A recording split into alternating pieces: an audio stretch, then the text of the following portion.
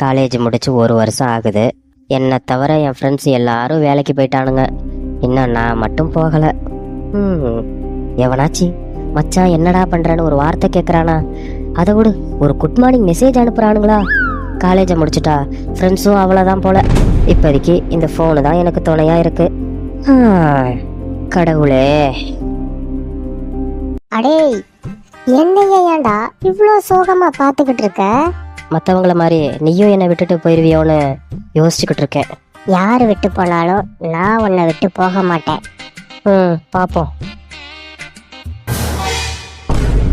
ஆத்தி, ஃபோனு பேசுது. என்னடா பொசுக்குள்ள தூக்கி போட்டுட்ட? டிஸ்பிளே போயிருந்தா என்ன ஆயிருக்கும்? சேஃப்டிக்கு டெம்பர் கிளாஸ் கூட போடல. நீ பேயா இல்லை ஐயா?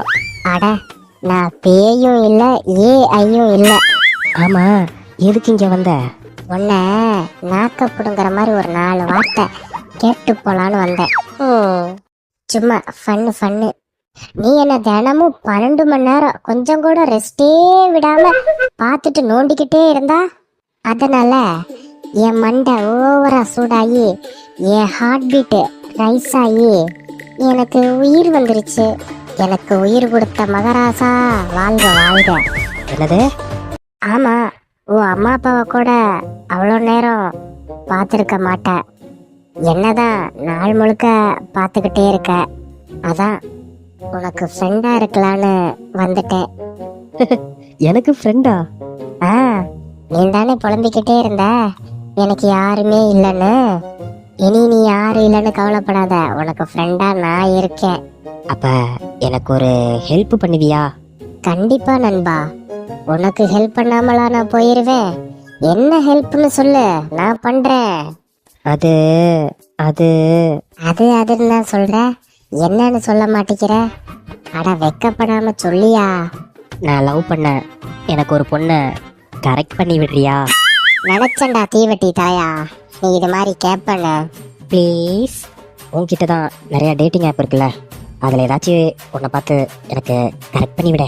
டாய், என்ன வேலைடா பார்க்க வைக்கிற? இதுக்கு ஏன்டா மூஞ்ச தூக்கி வச்சுக்கிட்டு இருக்க? லவ்னா என்னன்னு தெரியுமா? அது ஒரு ஃபீலிங், தானா வரணும். ஒருத்தர் சொல்லி வர வைக்க கூடாது, புரிஞ்சுதா?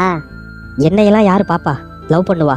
நான்லாம் வெளியே போனாதானே 4 செவத்துக்குள்ள என்னையவே பார்த்துக்கிட்டு இருந்தா எல்லாம் உனக்கு கிடைச்சிருமா? கை மேல தூக்கி வந்து கொடுப்பாங்களோ? உனக்கு நான் வழிதான் காட்ட முடியும், அதுல நீ தான் போகணும். Because I am a technology.